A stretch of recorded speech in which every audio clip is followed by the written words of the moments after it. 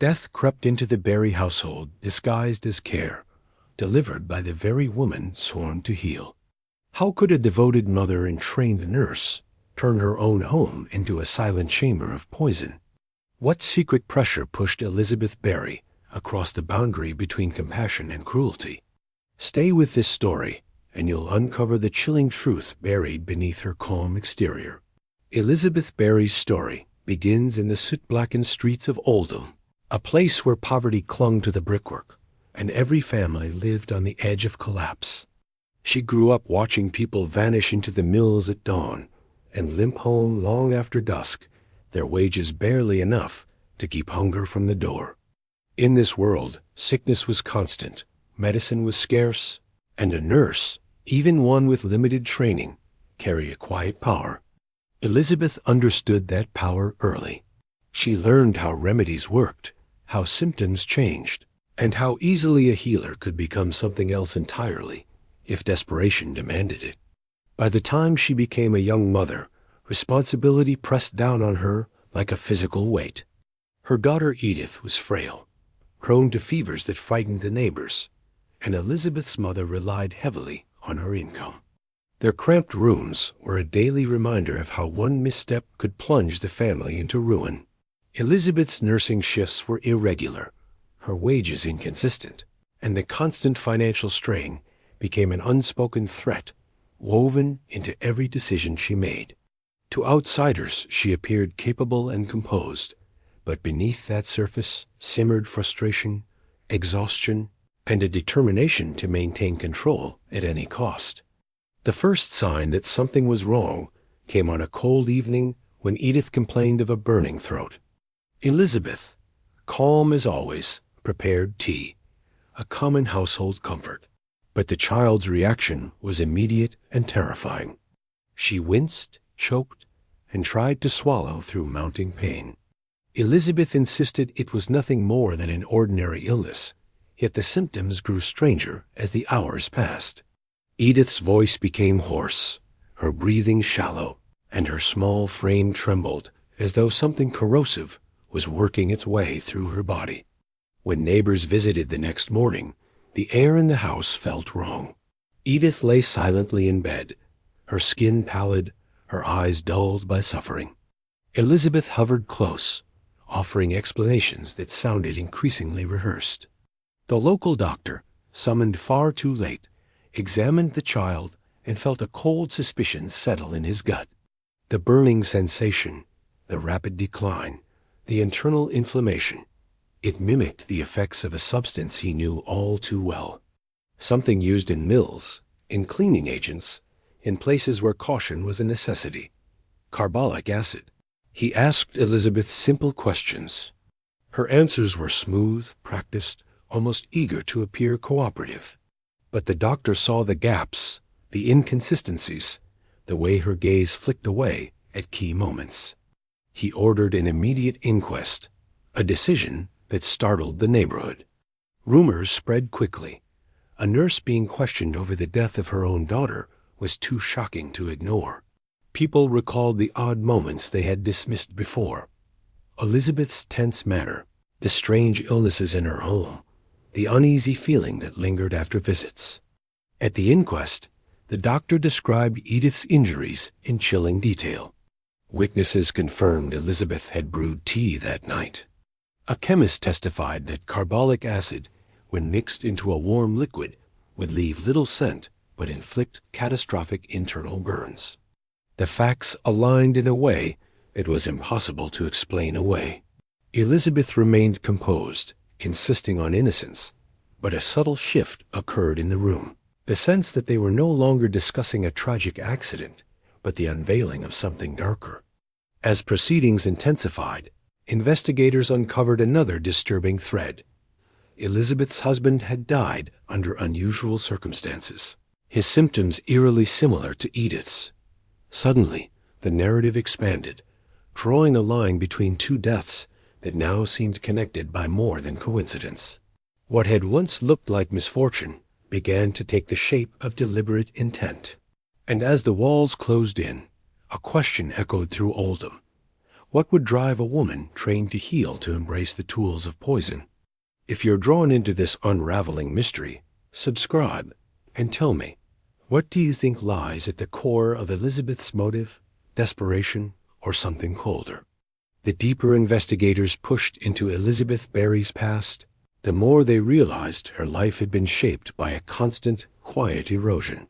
Nothing catastrophic, nothing dramatic, just a relentless grind of financial instability, strained relationships, and the mounting expectation that she alone must absorb every burden. That pressure, unnoticed by most, formed the backdrop against which the tragedy in her home began to make disturbing sense. Before Edith's death, neighbors remembered how Elizabeth's marriage had started with promise. Her husband James worked long hours in the mills, and while the wages were modest, the couple seemed determined to build a stable future. But illness struck James with unnerving frequency. What began as stomach pains grew into a pattern. Sudden bouts of vomiting, agonizing burning sensations, and an inexplicable decline that left doctors baffled. At the time, his symptoms were attributed to contaminated food or exposure to harsh industrial chemicals, common hazards in a town like Oldham. No one imagined that the danger might have come from within his own home. When James finally collapsed and died, Elizabeth behaved like a grieving widow, stoic, reserved, almost too controlled. But the doctor who attended his final days later recalled something unsettling, the same corrosive injuries he would one day recognize in Edith. At the time, there was no reason to pursue the matter. Men died young in Oldham every week, their bodies worn down by labor, pollution, and deprivation. Elizabeth received modest widow's benefits and returned to her nursing work, now the sole provider for her child and aging mother. With James gone, the household became a pressure chamber. Bills accumulated, and rumors circulated that Elizabeth had taken loans she could not repay. She began purchasing small amounts of carbolic acid, justified by cleaning needs, disinfecting work, and minor medical tasks. It was a common enough substance in the era, yet in her hands it would become the catalyst for suspicion that would haunt her until the day of her arrest. When investigators revisited James's death after Edith's autopsy revealed unmistakable signs of poisoning, they found that Elizabeth's behavior followed a troubling pattern. During James's final hours, she had insisted on being his sole caregiver, limiting access to friends and neighbors. She brewed every drink he consumed, managed every dose of medicine, and dismissed suggestions that he should be moved to a medical facility. The more they reviewed witness accounts, the more they noticed her calm, unwavering presence, a facade that now seemed chilling in hindsight. Digging further, police uncovered complaints from her nursing workplace. Nothing dramatic, nothing that would have warranted dismissal, but small incidents noted by supervisors. Unauthorized handling of chemicals, unusual interest in certain medications, moments where Elizabeth lingered near supply stores longer than necessary. They also found records that she had been quietly warned about improper disposal of chemical solutions. At the time, these were treated as minor lapses. Now they read like red flags. Meanwhile, forensic testing, limited but improving in the late 19th century, strengthened the case. Chemical analysis confirmed that the burns in Edith's mouth and throat matched exposure to carbolic acid. Investigators compared this to surviving notes from James's death, which described internal inflammation consistent with caustic ingestion. Two deaths, connected not only by circumstance but by method. As these findings circulated through Oldham, the town transformed. Elizabeth, once viewed as a competent nurse, became the center of whispered conversations and fearful speculation. Mothers pulled their children close when she passed on the street. Former colleagues avoided her gaze. The idea that someone trained to bring comfort could instead bring pain shook the community deeply. People wondered whether she had been practicing her deadly methods in plain sight, hidden behind the trust her profession offered. The authorities, sensing the gravity of what they were uncovering, expanded their investigation. They began reconstructing the timeline of Elizabeth's purchases, her interactions with neighbors, and her financial struggles. Each new discovery added weight to the growing belief that Edith's death was not an isolated act of desperation, but the continuation of a pattern forged through years of quiet manipulation. And just as investigators thought they understood the scope of her crimes, a chilling discovery emerged, one that would widen the case far beyond the Barry household and reveal a trail of suffering that no one had dared to imagine. As investigators dug deeper, they realized that the tragedies surrounding Elizabeth Barry were not isolated incidents buried within the walls of her modest home. Rather, they formed the beginning of a larger, far more unsettling pattern, one that extended into the very institutions that had trusted her as a caregiver. What appeared at first to be a domestic crime began to resemble a chain of silent miseries, stretching back through her years as a nurse, where vulnerable patients often lived or died with no questions asked. Oldham Workhouse, where Elizabeth had spent much of her early career, was a place already haunted by suffering. The building overflowed with the frail, the elderly, the destitute, and the chronically ill, people whose quiet deaths rarely raised alarm. Records from the workhouse revealed a disturbing detail. The year Elizabeth worked in one of the infirmary wards showed a dramatic spike in unexplained fatalities. At the time, these deaths were blamed on harsh winters, malnutrition, or the rampant diseases that plagued institutions of poverty. But investigators now saw them differently. The sudden increase in throat lesions, internal burns, and rapid collapses mirrored the injuries later found in both James and Edith. Former colleagues, once reluctant to speak, came forward as the investigation intensified. One nurse recalled an elderly patient who had screamed after drinking a cup of tea Elizabeth had prepared, clutching her throat in agony before dying hours later. Another remembered that Elizabeth kept her uniform pockets weighted with small bottles, claiming she was simply prepared for emergencies. At the time, such behavior was chalked up to excessive diligence. Now, those memories felt sinister. A former supervisor even described an incident where Elizabeth had been reprimanded for misplacing a bottle of carbolic acid for several days. Her explanation, that she had accidentally left it in a cleaning closet, seemed plausible then. But when the bottle was eventually found, nearly half of it was gone. No one had thought to ask why. In a building where disinfectant was used constantly, such discrepancies were invisible. But investigators now understood that invisibility had been Elizabeth's shield. The same pattern repeated elsewhere. When Elizabeth briefly worked assisting a local midwife, 2 infants died suddenly under her watch, their symptoms dismissed as congenital weaknesses. A chemist remembered selling her small amounts of acid far more frequently than any household should require. Another shopkeeper described how she always paid in coins, never revealing the nervous tremor in her hand until he handed her the bottle.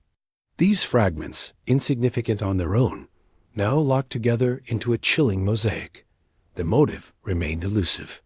Money played a role. Debts, benefits, and insurance payments certainly eased her circumstances after each loss. But investigators sensed something deeper, a hunger for control, a desire to manage life and death in an environment where she otherwise felt powerless. Elizabeth had lived her entire life in institutions where everyone around her dictated her fate. Employers, doctors, overseers, societal expectations. Poison offered a dark form of autonomy, a private mechanism for shaping the world according to her will. The public, once horrified by a single child's death, now confronted the possibility that a quiet woman in a nurse's uniform had left a wake of suffering far beyond her own family. Newspapers ran headlines framing her as a predator hiding in plain sight. Editorials wrote of a nurse with the instincts of an executioner, and fear spread like contagion. Women who once chatted kindly with her at the market now crossed the street when they saw her approaching. Former friends refused to speak her name aloud. In Oldham, Elizabeth became less a person and more a ghost story, proof that evil did not need to roar. Sometimes it whispered. When authorities finally confronted Elizabeth with the growing evidence, her calm exterior began to fracture. She denied everything with remarkable composure, insisting that illness had simply followed her through life. But the pressure grew unbearable. Eventually, cornered by contradictions, confronted by chemical analysis, and overwhelmed by the weight of witnesses, she showed the first crack. Her voice trembled. Investigators knew they had reached the turning point. And what happened next, the moment Elizabeth finally spoke, would change the entire course of the case and reveal a truth darker than anyone imagined. When investigators finally pressed Elizabeth Berry into a corner, he could no longer escape. The interrogation room fell into a suffocating silence. For hours she had deflected, insisting that fate, not her hand, had woven tragedy through her life. But the moment she was confronted with the newly uncovered pattern of deaths from the workhouse, something shifted behind her eyes. Her composure, once her strongest armor, began to erode. The woman who had spoken in calm, measured tones now sat rigid, her breath shallow, as if the walls themselves were inching closer. The first crack came not as a confession, but as a question.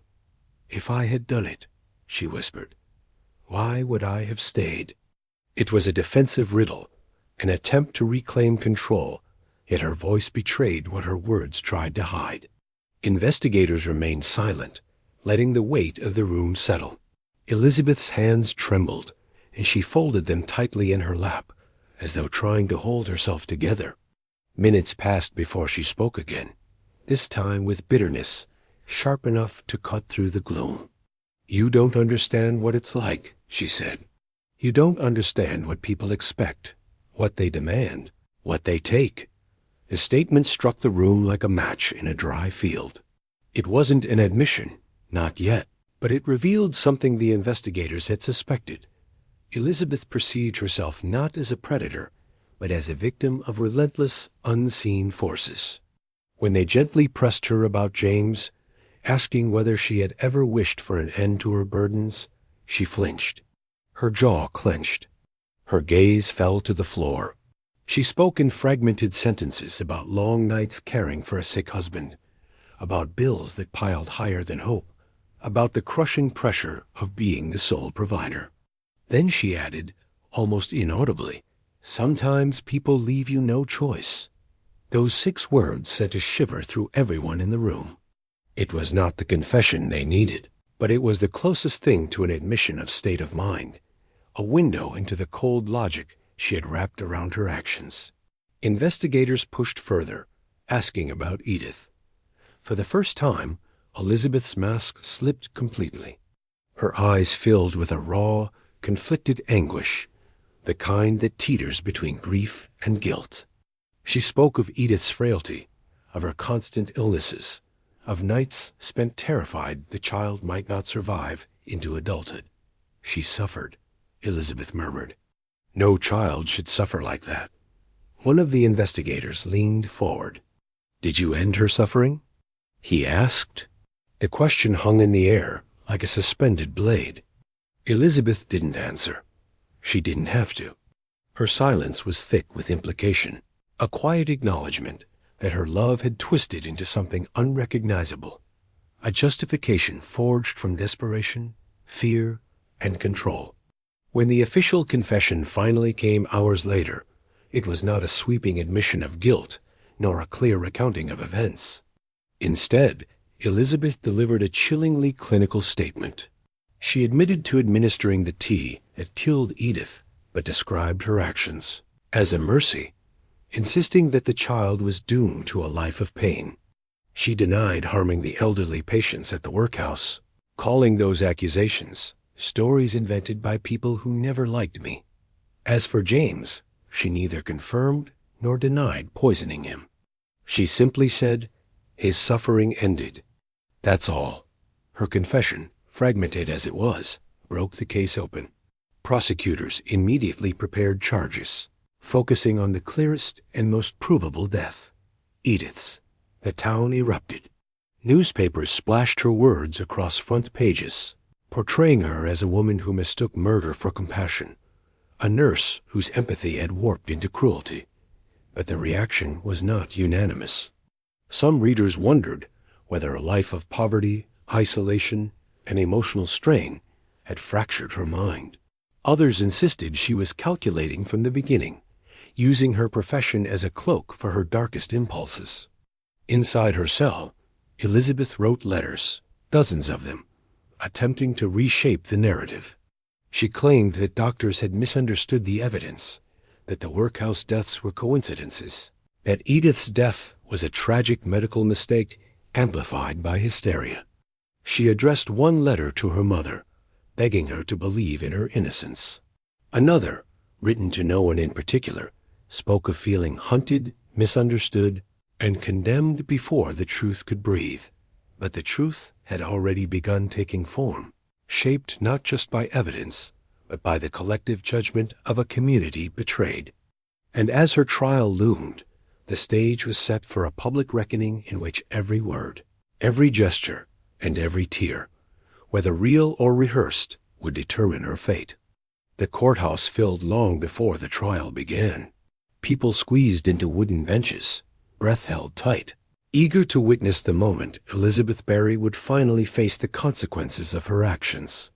Oldham had transformed her into a symbol, not just a criminal, but a cautionary tale about trust, motherhood, and the terrifying possibility that evil might wear the face of someone meant to protect. Reporters from across the region gathered, pencils sharpened, waiting for every tremor in her voice and every flicker in her expression. Elizabeth entered the courtroom wearing a plain dress, her hair neatly pinned, her posture rigid with defiance. Yet her eyes betrayed exhaustion. She scanned the crowd, avoiding contact with familiar faces, especially those who once considered her a friend. The moment she sat down beside her counsel, the room fell into a hush so deep it felt like the building itself was holding its breath. The prosecution wasted no time. Their opening argument was methodical, cold, and devastating. They painted Elizabeth as a woman who weaponized her knowledge as a nurse to poison those closest to her. First her husband, then her daughter, and likely several elderly patients who had trusted her with their final days. They detailed the symptoms of carbolic acid poisoning, the timeline of her purchases, the testimonies of neighbors who described her strange behavior before each death. But the prosecution's most powerful weapon was Edith's autopsy report, which showed unmistakable signs of internal chemical burns. The jury flinched as these details were read aloud.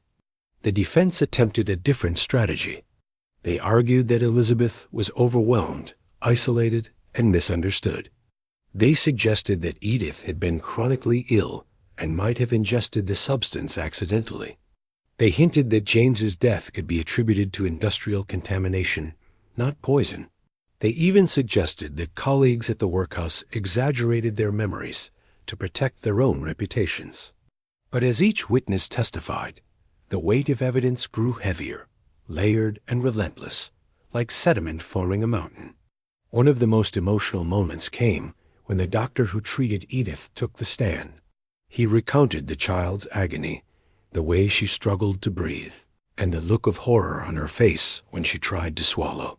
He paused, his voice trembling, before saying that no natural illness could have produced such injuries. The courtroom absorbed every word, and for the first time, Elizabeth lowered her head, blinking rapidly as if trying to contain something, grief, guilt, or perhaps anger. Then came the testimony about James, though the prosecution could not charge Elizabeth for his death due to lack of preserved evidence. They presented witness accounts that mirrored Edith's final hours. The similarities were haunting. The burning, the rapid decline, the strange restrictions Elizabeth placed on visitors. The jurors exchanged uneasy glances, each one recognizing the pattern emerging before them. Still, Elizabeth refused to break. When asked directly whether she had poisoned Edith, she answered with measured calm, "I loved my daughter." I would never harm her. Her voice was unwavering, but the words felt hollow, rehearsed, as if she were reading from a script she no longer fully believed in. The turning point arrived when the chemist who sold her the carbolic acid took the stand. He described how Elizabeth had requested the substance repeatedly, far more often than any household could reasonably need. He remembered her hesitation, the way she seemed to hold her breath when paying, a brief flicker of tension in her eyes. His testimony was the final thread that tightened the noose. When closing arguments concluded, the jury withdrew. The hours that followed dragged like days. Elizabeth sat motionless, her hands clasped tightly in her lap, eyes fixed on the floor. Finally, the doors opened. The jurors re-entered, their faces grave. The foreman stood and delivered the verdict that would echo through Oldham for decades. Guilty. Elizabeth did not cry. She did not speak. She simply closed her eyes, as though the word had affirmed something she had expected all along. The courtroom erupted. Gasps, murmurs, a sob from somewhere in the gallery. The judge pronounced the sentence with solemn weight, declaring that Elizabeth Barry would face the ultimate punishment allowed by law. And as she was led away, the chilling question that had haunted the town since Edith's death remained unanswered. Had Elizabeth acted out of mercy, desperation, or a darker craving for power over the lives entrusted to her? If this story is gripping you, make sure to subscribe and tell me, do you believe Elizabeth felt remorse? Or was her calmness the final mask she ever wore? Elizabeth Barry spent her final days in a world stripped of the authority she once wielded. No starched uniform, no quiet corridors where she could move unnoticed, no vulnerable patients whose trust she could quietly manipulate. Instead, she woke each morning inside a cold stone cell, listening to distant footsteps echo through the prison hallways. There, the woman who once controlled life and death now had nothing left to govern, not even her own future. Her execution date approached with a grim inevitability. Newspapers covered every new development with morbid fascination. Artists sketched her likeness for front pages, portraying her as a pale specter of maternal betrayal. Some readers saw cruelty in her eyes. Others insisted she appeared tragically misunderstood. In truth, Elizabeth was neither of those things at every moment. She was complicated, brittle, guarded, strangely calm, and occasionally trembling with something the guards couldn't name. Not fear, not sorrow, something in between. Prison staff observed her routines. She ate little, slept poorly, and spent hours sitting upright on the edge of her cot, hands folded neatly in her lap. At times she stared into empty corners, as though listening for a child's footsteps or a husband's cough, echoes of the lives she had taken or lost. When asked about remorse, she rarely answered directly. "People judge what they don't live," she once muttered. "They think they understand suffering." The chaplain who visited her frequently tried to coax a confession of the soul, something that could offer closure to a community desperate for answers. But Elizabeth spoke in circles. She admitted regret for how things happened, but never clearly for what she had done. She insisted that much of the story had been twisted, that the world had built a monster from threads of truth and threads of fear. The chaplain found her difficult to read. Her words carried fragments of sincerity, but her tone remained detached, almost clinical, as though she were discussing the case of another woman entirely. Outside, public sentiment hardened. Crowds gathered each morning outside the prison gates, demanding retribution. Others, fewer but vocal, argued that the state should not execute a woman, especially one who might be mentally unwell. Editorials debated whether mercy should extend even to those who had shown none. In Oldham streets, mothers clutched their children tighter, whispering that justice was finally approaching. To them, Elizabeth represented a violation of the most sacred trust, the duty of a mother and a nurse to protect. When the morning of her execution arrived, The sky was a slate gray, heavy with winter. Elizabeth walked steadily, escorted by guards who had long given up trying to decipher her. She wore a simple dress and a wool shawl draped over her shoulders. Her hands were clasped, her face expressionless. A witness later said she looked like someone preparing for an ordinary appointment, not the final moment of her life. In the execution chamber, she was given one last chance to speak. She hesitated, gazing at the small group of officials and witnesses gathered before her. Then she said quietly, "People will believe what they choose. I only hope they someday understand." Whether it was a denial, a confession, or an attempt to rewrite the narrative one final time, no one could say. The words fell into the room like dust, soft, ambiguous, and quickly absorbed into silence. When it was over, Oldham exhaled, but the relief was uneasy. Justice had been served by the standards of the time, but the deeper questions remained unanswered. Why had Elizabeth done it? Had she believed she was ending suffering? Was she driven by desperation, resentment, or a chilling desire for control, masked behind a nurse's gentle hands? In the months that followed, her name became a hushed warning whispered to children, a ghost that lingered in the town's collective memory. Scholars would later debate whether she was a victim of circumstance or a calculating killer. But history sealed her legacy with the same cold certainty that marked her final days. Elizabeth Barry, the nurse who brought death instead of life, remains one of the most chilling figures in England's true crime record, a haunting reminder that sometimes the darkest crimes emerge, not from monstrous strangers, but from the familiar faces we trust most.